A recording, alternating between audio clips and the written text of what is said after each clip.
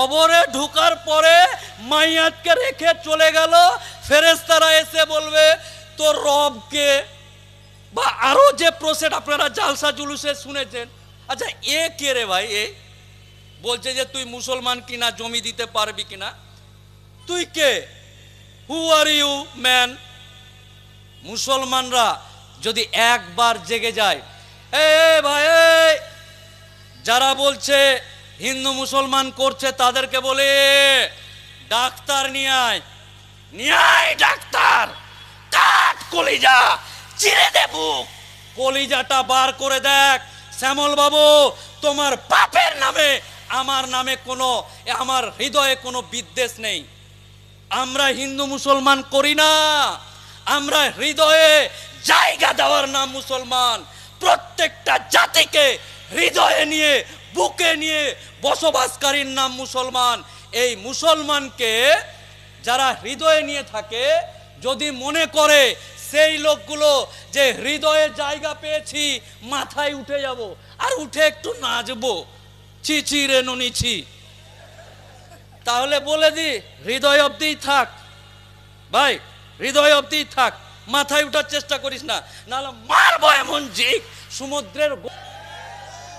বোঝাতে পারলাম না মনে হয়, বুঝাতে পেরেছি? নারায়ে তাকবীর, আরো জোরে, আরো জোরে। না ওকে চিহ্নিত করতো, ওর বাপের কবরটা অন্য জায়গায় জিসিপি দিয়ে খুঁড়ে নিয়ে চলে যাবো। জোরে হবে, নারায়ে তাকবীর, নারায়ে তাকবীর। আমরা আমাদেরকে চিনতে ভুলে গেছিলাম।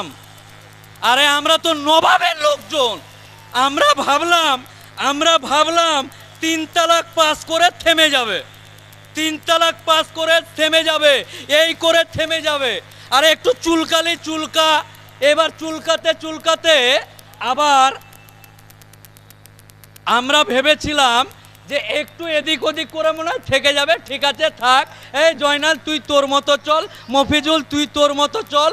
কিন্তু যখন বাপের কবর, মাজার, খানকা, দরগাতে হাত দিয়েছে, আমরা সবাই এক ইনশাআল্লাহ। আগামী দিন আজকের পর থেকে কসম খেতে হবে, ওয়াকফ বোর্ড নিয়ে যেখানে মিটিং হোক, ব্রিগেডে হবে, সেখানে তো যাবেন।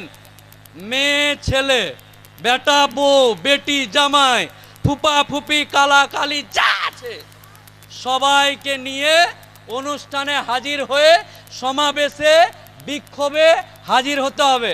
মানে টোটোতে যখন যাবে, টোটোতে, বাসে, ভ্যানে, রিক্সাতে, তখন না, সমস্ত জায়গাতে আগামী দিন আন্দোলনগুলোতে আমরা শুধু নয়, অনেকে বলছে মহিলা, আরে আমরা এসছি, এটা তো আগে লোড নে, আমার মা বোনেরা তো এখনো বাড়িতেই আছে কি? হ্যাঁ, যাই হোক, আপনারা ভালো থাকুন।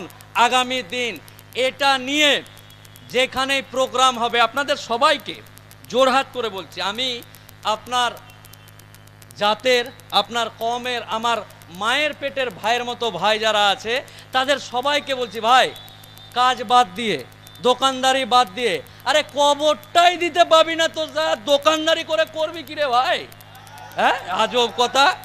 আচ্ছা যদি বলে যে না আমি জয়নাল, আমি দোকানদারি করব আর আমার বাপকে গঙ্গাতে ভাসিয়ে দেবো, এই যে নদীতে, হ্যাঁ, তোকে তোর বাপের নিজের কেনা কবরস্থানে কবর দিতে দিবে না, আর ওর মা গঙ্গাতে তোকে ফেলতে দিবে? কি বোঝে না ব্যাপারটা। তাই কোনো চান্স নেই, সুযোগও নেই, একটাই সুযোগ। এই চান্সে মোদি বা অন্যান্য যারা আছে, মুসলমানদের ইঞ্জিনের হর্স পাওয়ারটা একটু কম, উঠে বসে যায়, কিন্তু আল্লাহর কসম, এইবারই শেষ খেলা। এইবারেই কি হবে? এইবারেই শেষ। করেঙ্গে ইয়া মরেঙ্গে, করেঙ্গে ইয়া, আরে জোরে বল না রে, যা হবে এইবারই হবে। এতেই ইনশাআল্লাহ আগামী দিন আজিজ ভাইয়ের অত্যন্ত রিকোয়েস্টে কিন্তু আজকে এসছি 4টা মিটিং, এটা হচ্ছে 4 নাম্বার, ক নাম্বার? বেঁকি বাজার, ফিফা বাজার, পাইকপাড়া, তারপরে হারোয়া, প্রত্যেক, হ্যাঁ আমিনপুর, প্রত্যেক দিন ওই যে বললাম জয়নালের বাপের কবরকে নিয়ে আমি চিন্তিত, আমার বাপের কবরকে নিয়ে না, কিন্তু ভুল বুঝছেন। বোঝাতে পেরেছি কি, যে আমার বাপের কবরকে হাইকোর্ট থেকে অর্ডার করে ধর্মতলায় কবরস্থ করতে পারবো, তোমরা পারবে না, তাই তোমাদেরকে বেশি করে জাগতে হবে। তাই আগামী দিন একত্রার আহ্বান জানিয়ে যেখানে যেখানে মিটিং হবে, চল মিটিং, চল মিটিং, চালাও খেলা, খেলা চলবে। বাড়ি বাড়ি, গ্রাম গ্রাম, পাড়া পাড়া একটা পতাকা নিয়ে, একটা ফ্লেক্স ছাপিয়ে 3 জন মিলে হলেও ওইটাকে ছবি তুলে সোশ্যাল মিডিয়াকে, ফেসবুক, টুইটার, হোয়াটসঅ্যাপ যা আছে সব দখল করে নেব। ওরা যদি ওয়াকফ বোর্ডের সম্পত্তি দখল করতে পারে, আমরা মুসলিম সম্প্রদায়ের পক্ষ থেকে ঘোষণা করছি, ফেসবুকে টুনটুনির মা, ননিরে ননি কিছুই চলবে না, শুধু ওয়াকফ। ফেসবুক দখল করে নেব, ফেসবুক ইনশাআল্লাহ। আপনারা ভালো থাকুন। আমার ইয়াং এবং প্রাণপ্রিয় ভাই যারা আছে, আমি সহ আমরা এই বিলের বিরোধিতায় রক্ত দিতে রাজি আছি। আর একবার, এই ওর রক্ত চলবে না, বয়স হয়ে গেছে, টাটকাগুলো দেখা, চালাও ইনশাআল্লাহ। আমরা সবাই মিলে এক হয়ে ভালো থাকি। আগামী দিন হারোয়ার মানুষের সাথে কিন্তু আমার একদম অন্তরের সম্পর্ক, আই লাভ ইউ আর আই লাভ ইউ টু এর সম্পর্ক, কোনো কাহিনী এখানে চলবে না, ডাইরেক্ট একদম। তাই যখন যেখানে যেভাবে পারি না কেন আপনাদের পাশে থাকবো অঙ্গীকারবদ্ধ হয়ে আমি আমার বক্তব্য শেষ করছি। আসসালামু আলাইকুম ওয়া রাহমাতুল্লাহি ওয়া বারাকাতুহু। তৃতীয় সবচেয়ে বেশি সম্পত্তি আছে ওয়াকফের কাছে। এই ওয়াকফ সম্পত্তি নরেন্দ্র মোদী, অমিত শাহ, মোহন ভাগবতের বাপদাদার সম্পত্তি নয়, এই সম্পত্তি আমাদের বাপদাদাদের সম্পত্তি। কি বলেন? এই সম্পত্তি আমাদের বাপদাদাদের সম্পত্তি। হাজী মোহাম্মদ মহসিন পশ্চিমবঙ্গের সবচেয়ে বড় ওয়াকিফ, তিনি অনেক সম্পত্তি ওয়াকফ করে গেছেন। আমরা জানি এই সম্পত্তি আমাদের রক্ষা করতে হবে, এই সম্পত্তি রক্ষা করা আমাদের ইমানি দায়িত্ব। যে আইন নরেন্দ্র মোদী সরকার এনেছে, এই আইন আনকনস্টিটিউশনাল, এই আইন অসাংবিধানিক। এই আইন আর্টিকেল 14, আর্টিকেল 15, 25, 26, 29 এতগুলো আর্টিকেলের লঙ্ঘন করে এই আইন তারা এনেছে।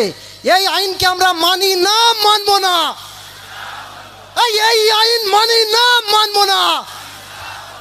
এই কালা কানুন ওয়াপস নাও। লিল্লাহে তাকবীর, লিল্লাহে তাকবীর। নরেন্দ্র মোদী থেকে নিয়ে যারা এই আইন, বিজেপি সরকার যারা এনেছে, তাদের কাছে আমাদের রক্তক্ষয়ী সংগ্রামের মাধ্যমে এই আইন, যেমনভাবে কৃষকরা কৃষি বিল ফেরত দিয়েছিল, তেমনভাবে যতদিন টাইম লাগে আমরা এই আইন ফেরত নেওয়ার চেষ্টা চালাবো ইনশাআল্লাহ। লিল্লাহে তাকবীর। ওয়াকফ আইন মানি না, মানব না। এই মানি না, মানব না। এই কালা কানুন মানব না, মানছি না।